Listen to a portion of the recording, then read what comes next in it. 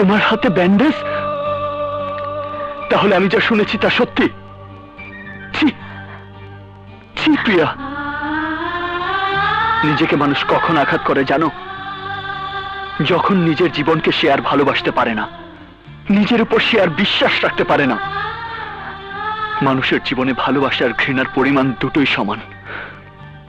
তাহলে কি আমি বুঝে নেব তোমার মন থেকে ভালোবাসা মরে গিয়ে সেখানে ঘৃণার জন্ম হয়েছে? না, তোমার মন থেকে ভালোবাসা সেদিনই মরবে যেদিন হৃদয় প্রিয়ার জীবন থেকে হারিয়ে যাবে। আমি কি তোমার জীবন থেকে হারিয়ে গেছি? নিজেকে তুমি কেন জখম করেছো বলো? কেন নিজের শরীর থেকে রক্ত ঝরিয়েছো? তুমি জানো না তোমার রক্ত দিয়ে আমার হৃৎপিণ্ডে তোমার নাম লেখা রয়েছে? জানি, জানি বলি তো ভাইয়ার ইচ্ছা পূরণের জন্য এই কাজ আমি করেছি।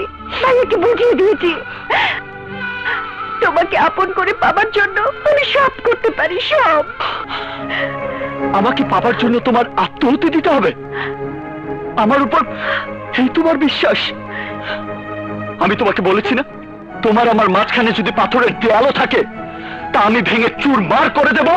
ভাইয়ের মনটা পাথরের চেয়েও শক্ত, সহজে তা ভাঙা যাবে না।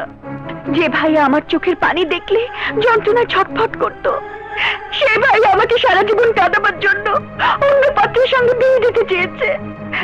সেই জন্য নিজের হাতে আমি নিজেই ছুরি চালিয়েছি। এরপরও যদি ভাইয়া বিয়ের জন্য জবরদস্তি করে তাহলে নিজের গলায় আমি ছুরি চালাবো। কার পারমিশন নিয়ে তুমি গলায় ছুরি চালাবে? তুমি মরে গেলে আমার কি হবে? তুমি মরে গেলে আমার কি হবে? তোমাকে আমি মরতে দেব না। তোমাকে চল, তুমি বেঁচে থাকতে তুমি মরতে পারো না। প্রিয়া, ছাড়ো আমাকে। চল আমার কথা শোন বাবা।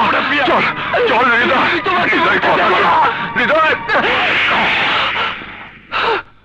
তোকে আমি কি বলেছি? বলেছি না কমিশনার সাহেবের বোনের দিকে চোখ তুলে তাকাবি না? মেয়ে পুরুষ কাউকে মানছিস না, সবার গায়ে হাত তুলছিস। হাত তুলবো না কি করবো?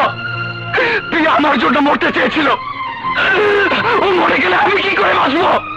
কার জন্য বাঁচবো? প্রিয়াকে ছাড়া আমি বাঁচবো না। ওরে তুই কার সামনে কি বলছিস? তোর কি কোনোদিন বুদ্ধি হবে না? খোদা, খোদা তুমি আমার মৃত্যু দাও। খোদা তুমি আমার মৃত্যু। শান্ত হও, শান্ত হও। আর শোনো, ওকে এখান থেকে নিয়ে যাও। চলো।